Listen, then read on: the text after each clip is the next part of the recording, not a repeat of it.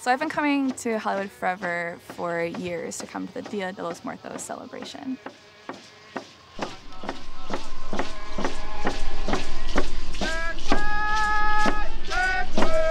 My daughter Tara did an exhibit here last year.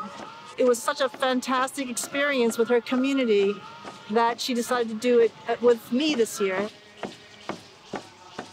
I think what's so beautiful about Dia de los Muertos is that it provides a space to allow us to connect to one of the few things that we are all going to experience.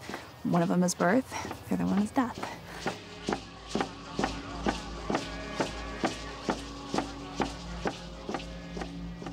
It was in January of 2017 that we learned about my mother's diagnosis. When I found out that I have fourth-stage breast cancer, it was a huge shock.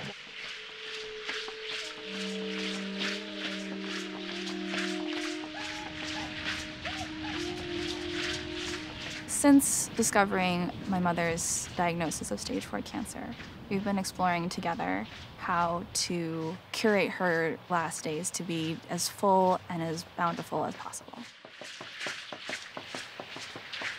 One of her ideas was to have a funeral for her before she passed away. We wanted our Ofrenda to be almost like a performance art piece. We have actually never done an art project together, right? So this is our first one that we got to work on together, and we've been working on it nonstop for a week. We went through a lot of different ideas, but we landed on this idea of an open coffin. And in that open coffin, we wanted to invite the larger community to come and lie down as if they were in a coffin for just a moment. We would put 2 stones on their eyes to give them some weight, have them hold some flowers if they would like, and then we would just give them a moment. I want to help people to be less afraid of death and less afraid of the experience that we're all going to have.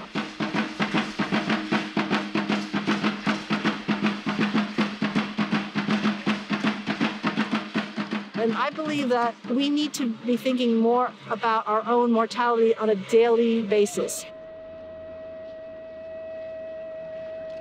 This question that could we approach death without as much fear?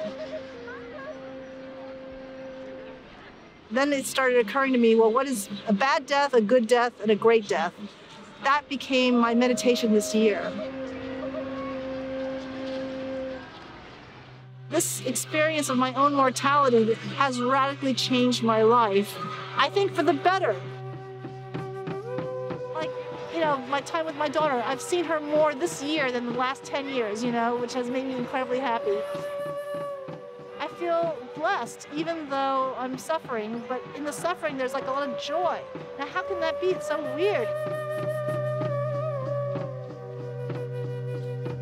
Dia de los Muertos is about honoring the lives and the impact that people had on you, not just about the fact that they passed on.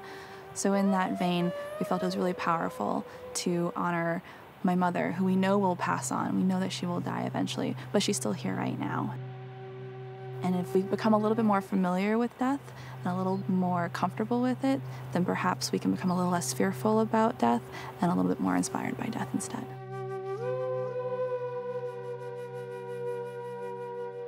Life is including death, and birth is like the door in, and death is the door out. It's just a door. We should not think of death as the end of life. We should think of death as just a transition to the next phase.